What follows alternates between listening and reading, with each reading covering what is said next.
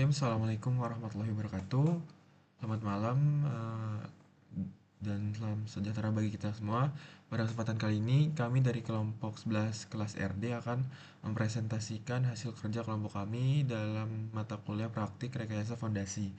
Di mana yang terhormat Bapak Cahyo sebagai dosen pengampu baik di mata kuliah praktik rekayasa fondasi ataupun di mata kuliah rekayasa fondasi itu sendiri.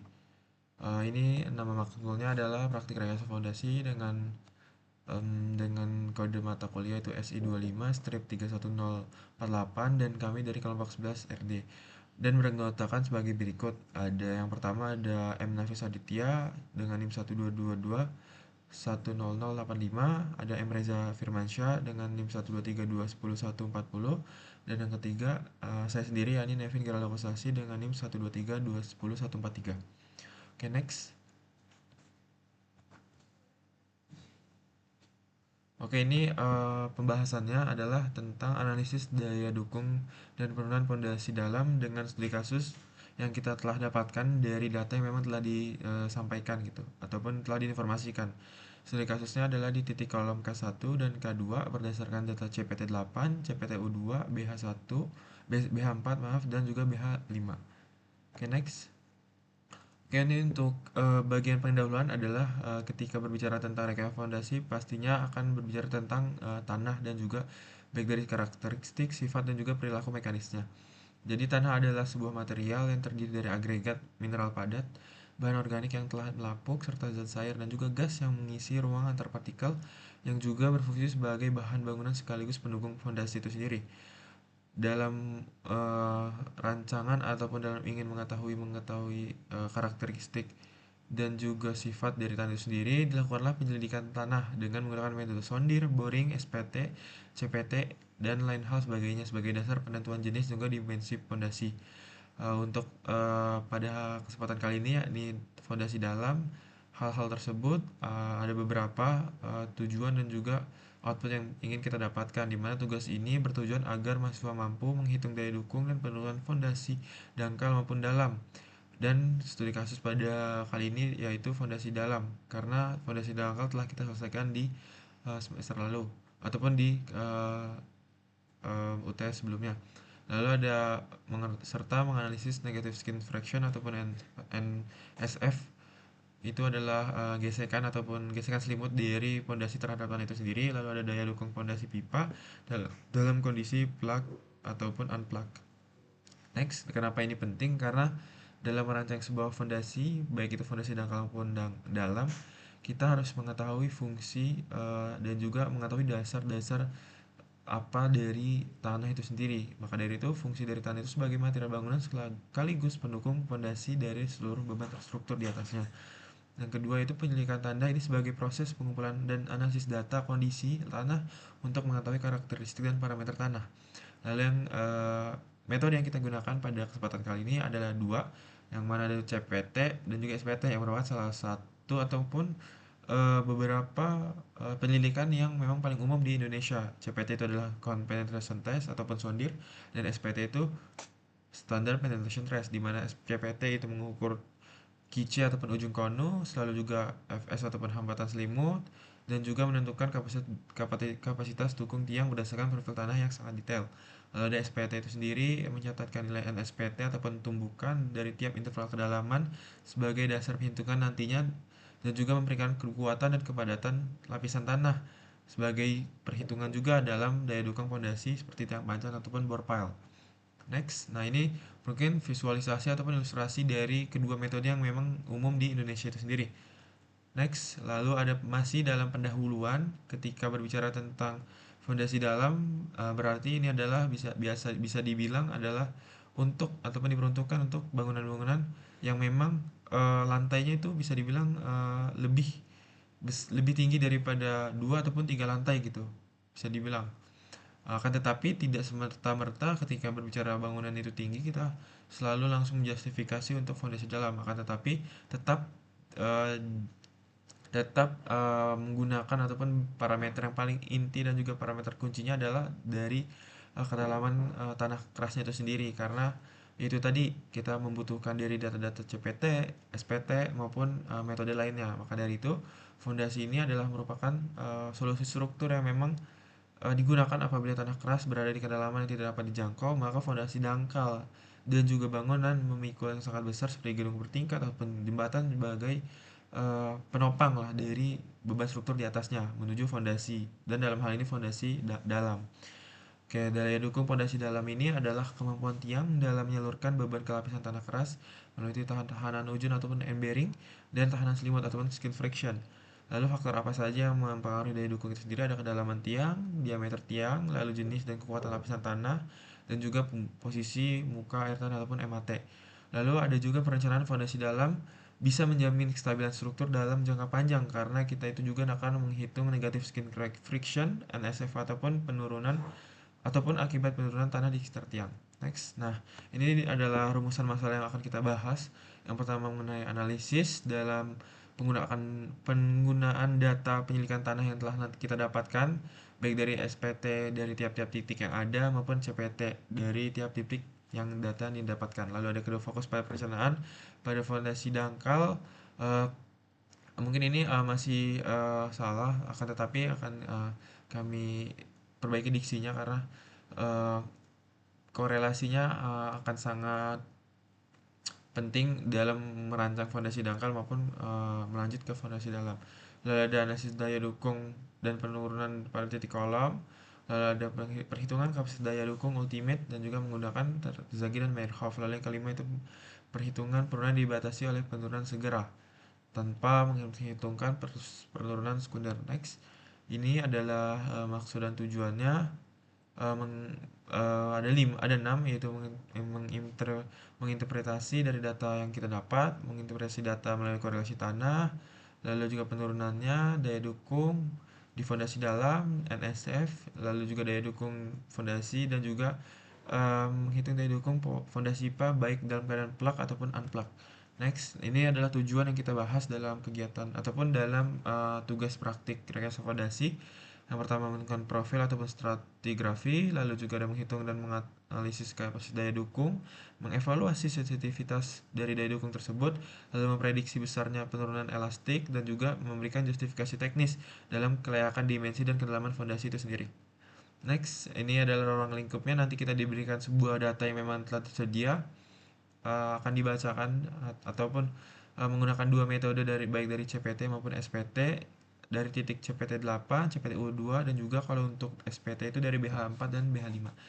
Dan fokus perencanaannya lalu ada analisis daya dukung kembali, perhitungan kapasitas daya dukung ultimate dan izin, lalu juga penurunan yang dibatasi penurunan segera ataupun elastic settlement. Nah, ini adalah data yang kita gunakan dalam praktik ataupun tugas rekayasa fondasi dalam. Nah, ini data yang kita dapatkan, kita adalah kelas RD, yang kita dapatkan borehole segala macam, dan juga bisa dibilang grafik daripada Kice, lalu ada FS, RF, dan juga soft behavior type-nya ataupun tipe dari perilaku dari tanah itu sendiri.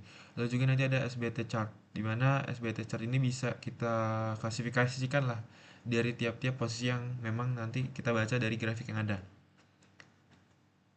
Oke, mungkin itu untuk yang bisa saya sampaikan. Nanti akan dilanjutkan oleh rekan saya. Saya cukupkan. Terima kasih. Cara metode perhitungannya. Untuk metodenya sendiri, pertama kita akan menggunakan ada dua pengumpulan data, di mana ada SPT dan CPT, lalu ada juga untuk uji laboratoriumnya. Untuk analisis data, seperti sebelumnya, stratifikasi, korelasi, lalu ada daya dukung, dan yang lainnya. Oke, pertama untuk pendalaman terlebih dahulu, di mana ada terbagi dua, penyelidikan in situ atau lapangan, lalu ada pengujian laboratorium. Untuk penyelidikan in situ sendiri, ada pengujian langsung pada tahap perencanaan struktur untuk mendapatkan parameter kekuatan tanah kontinu.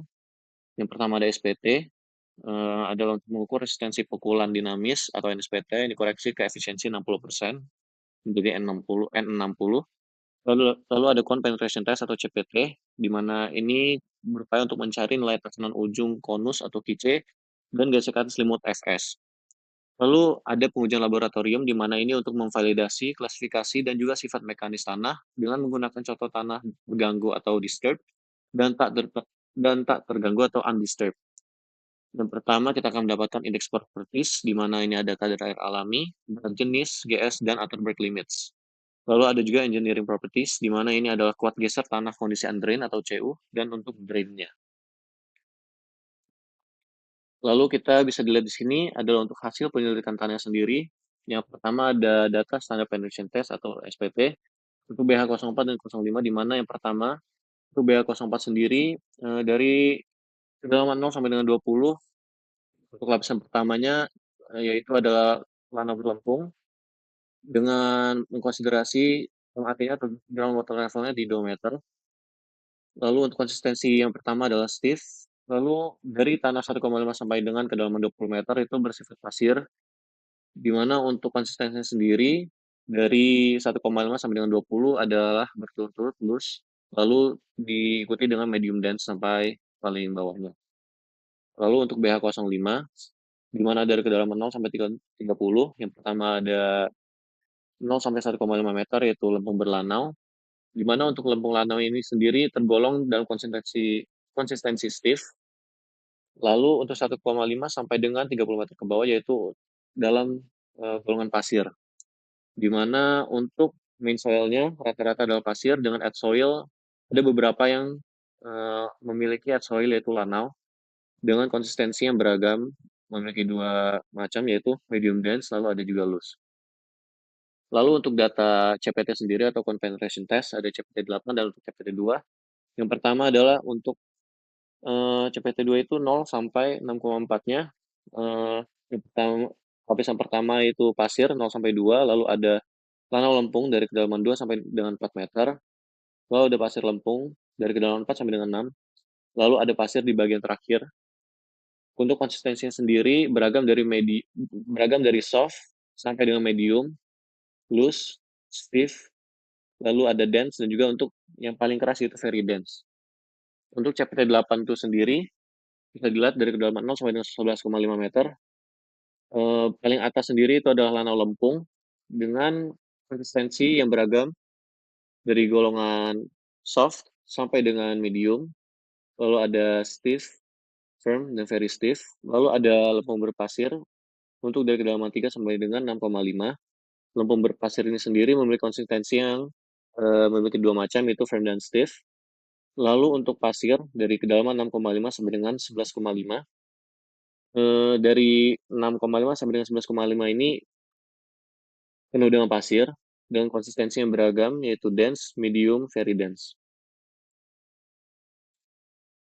Lalu kita memasuki untuk data korelasi SPT BA04, di mana kalau bisa dilihat di sini dari kedalaman 0 sampai dengan 20 meter, untuk BA04 ini sendiri memiliki konsistensi stiff, loose, lalu medium dense sampai dengan akhir, dengan NSPT 11, 11, 10, 17, 34, lalu N60-nya setelah direduksi 60% menjadi 12, 9, 8, 14, dan 28.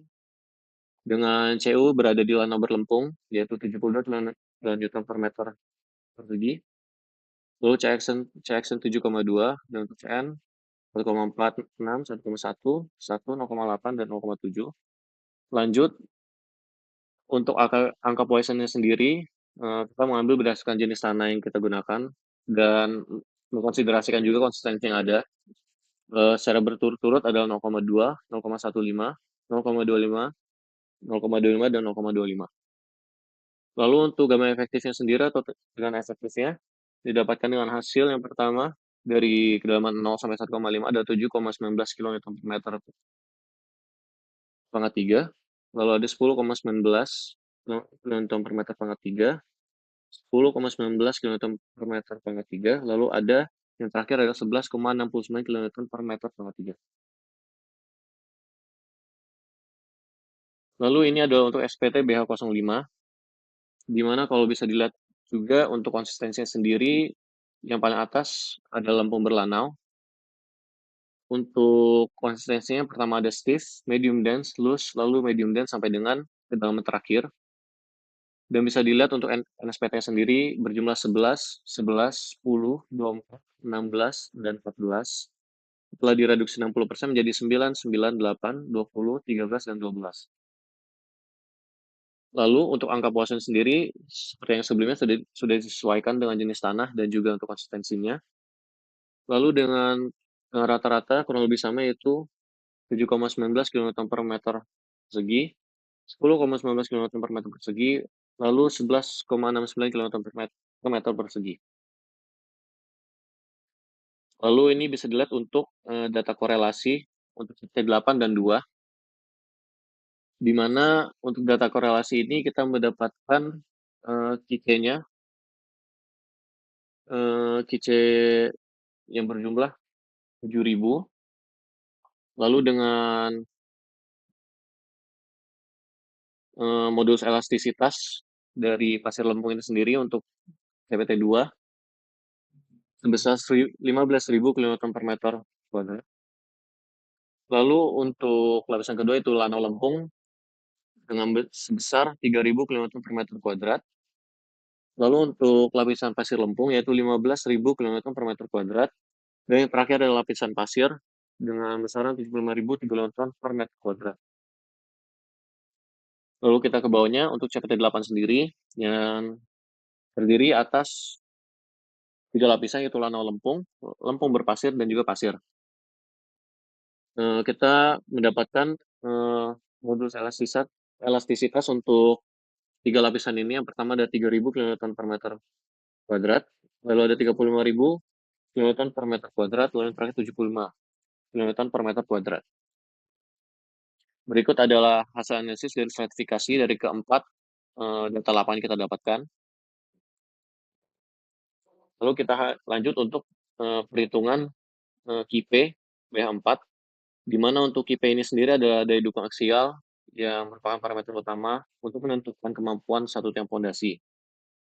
Dari parameter ini juga adalah kekuatan yang untuk menahan beban vertikal yang disalurkan dari struktur atasnya. Dan untuk kita mengukur perlawanan tanah keras ini tepat di bawah dasar ujung tiang, di mana kalau kita sudah bisa lihat rumus di sebelah kanan, untuk tiang panjang kita menggunakan rumus KIP sama dengan 9 dikali CU untuk tanah lempungnya. Lalu untuk tanah berpasir itu sendiri terdapat 2 rumus. Yang pertama ada 400 dikali NSPT, lalu ada juga 7 dikali NSPT untuk metode Meyerhof-nya. Dimana kalau kita ambil contoh untuk kedalaman 1 meter ini, untuk kedalaman 1 meter ini merupakan jenis tanah lanau. Lalu untuk N60-nya sendiri kita mendapatkan nilai 8.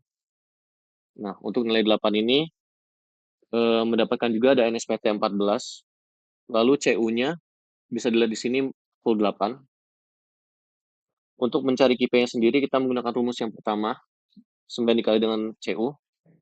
Lalu bisa dijumlahkan yaitu 9 dikalikan dengan 48, mendapatkan hasil 432 km per meter kuadrat. Lalu untuk AP-nya, AP sendiri kita memiliki besaran 0,5 meter. Secara otomatis untuk mencari dengan KIP-nya adalah AP dikalikan dengan KIP yang sebelum kita dapatkan. 0,5, jadi 0,5 dikalikan dengan 432 didapatkan 217. Berikut adalah untuk KIP untuk BH5 seperti sebelumnya.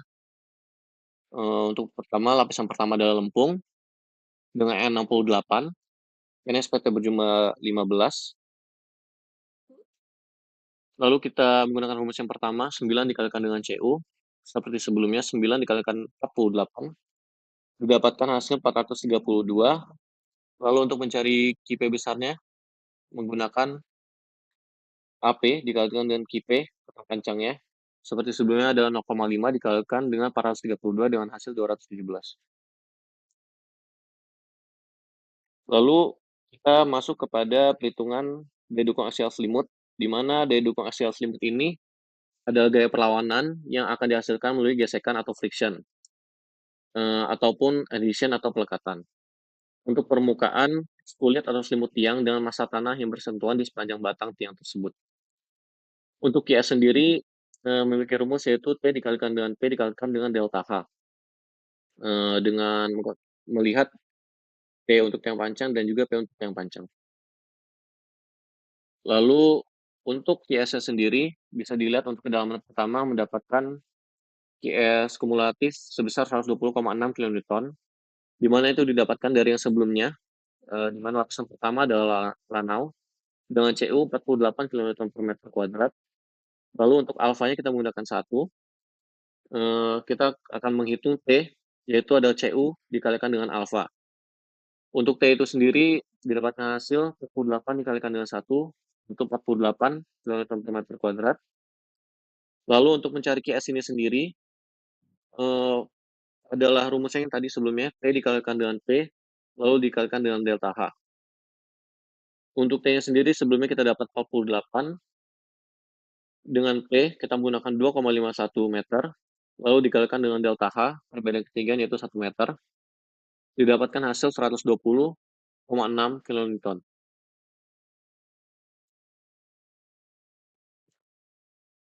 Untuk perhitungan QS BH5 sama seperti sebelumnya, di mana untuk lapisan pertama adalah seperti sebelumnya yaitu lanau, dengan CU 48 kN per meter kuadrat. Lalu untuk alfa menggunakan tetap 1. Untuk T mencari dengan CU dikalikan dengan alfa, yaitu 48 dikali dengan 1, didapatkan 48 kN per meter kuadrat. Lalu P, kelilingnya yaitu adalah 2,51 meter. Untuk mencari QS-nya seperti sebelumnya, jadi 48 dikalikan dengan 2,5 dikalikan dengan 1, didapatkan hasil 120,6 dan seterusnya ke bawah. Lalu kita memasuki untuk IU-nya atau kapasitas dukung aksial ultimate, di mana ini adalah nilai total perlawanan maksimum yang dapat diberikan oleh sistem fondasi tiang sebelum terjadinya failure atau keruntuhan dari tiang fondasi itu sendiri pada tanah atau penurunan yang tidak terkendali. Di mana untuk QU ini dengan rumus QP ditambah dengan QS tekan, lalu untuk QU tarik 0,7 dikali QS ditambah dengan WP. Setelah mendapat nilai QU, kita akan menghitung juga Q allowable, di mana ini adalah merupakan besaran maksimum dari beban yang bisa dipikul oleh tiang tersebut. Di mana pada nilai ini juga sudah direduksi oleh faktor keamanan tertentu atau FS atau safety factor. Bisa dilihat untuk killable pada lapisan pertama kita mendapatkan 38,6. Lalu untuk lapisan kedua kita mendapatkan 77,2 dan seterusnya ke bawahnya. Lalu ini adalah untuk QBH5, di mana untuk killable dari lapisan pertama didapatkan 38,58 kilonewton. Baik, untuk seterusnya akan saya persilakan kepada Saudara Reza.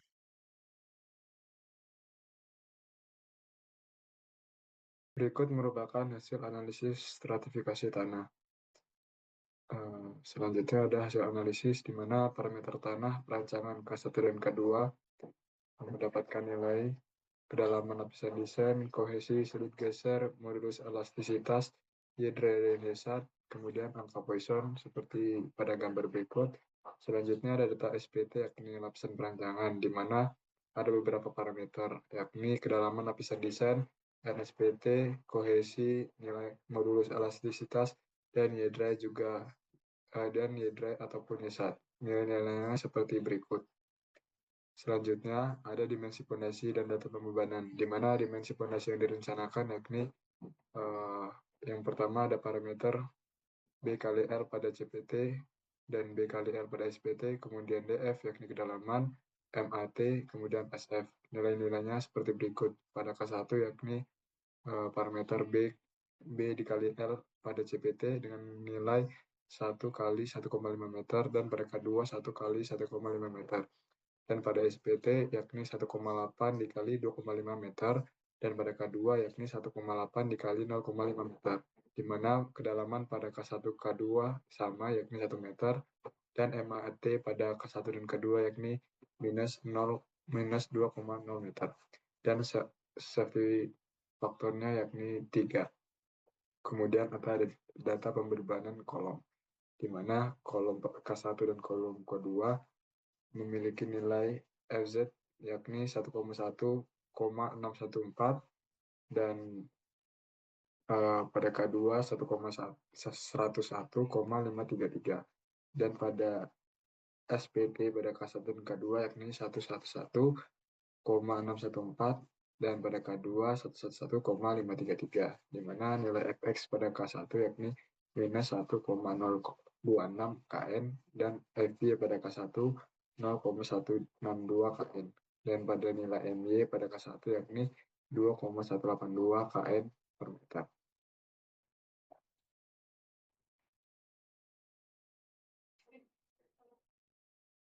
Selanjutnya ada metode tersagi, di mana hasil tersagi dan data CPT berikut pada kolom K1 dan K2 menghasilkan nilai Q ultimate, Q all, Q all net, FZ pada nilai-nilainya yakni pada K1 dengan nilai Q ultimate yakni 342,49, Q all pada Q1 114,16, Q all net pada Q1 yakni 170,24, dan FZ yakni 106,614. Kemudian pada K2 ada Q ultimate dengan nilai 342,49, Q all dengan nilai 114,16, dan Q all net 170,24. Terakhir FZ yakni 101,533, di mana keduanya memiliki status yang aman. Kemudian pada hasil tersagi dengan data SPT yakni pada kolom K1 dan K2 memiliki nilai Q ultimate 357,68 dan Q all dengan nilai yang sama yakni 119,23 dan Q all net dengan nilai yang sama 177,84, dan nilai FZ dengan nilai pada K1 yakni 11,614 dan nilai pada K2 yakni 11,533 dengan status yakni aman. Selanjutnya ada metode Meyerhof, di mana hasil pada metode Meyerhof dengan data CPT pada kolom K1 dan K2 yakni Q ultimate dengan nilai 358,20 dan K2 juga nilainya sama, dan Q all pada K1 dan K2 juga sama, Q all net juga nilainya sama. Kemudian pada nilai FZ pada K1 dengan nilai 106,614 dan K2 dengan nilai 101,533, di mana keduanya memiliki status yang aman. Kemudian selanjutnya ada hasil Meyerhof pada data SPT, di mana kolom K1 dan K2 memiliki nilai Q ultimate yang sama dan nilai Q all juga sama. Selanjutnya ada Q all net dengan nilai yang sama.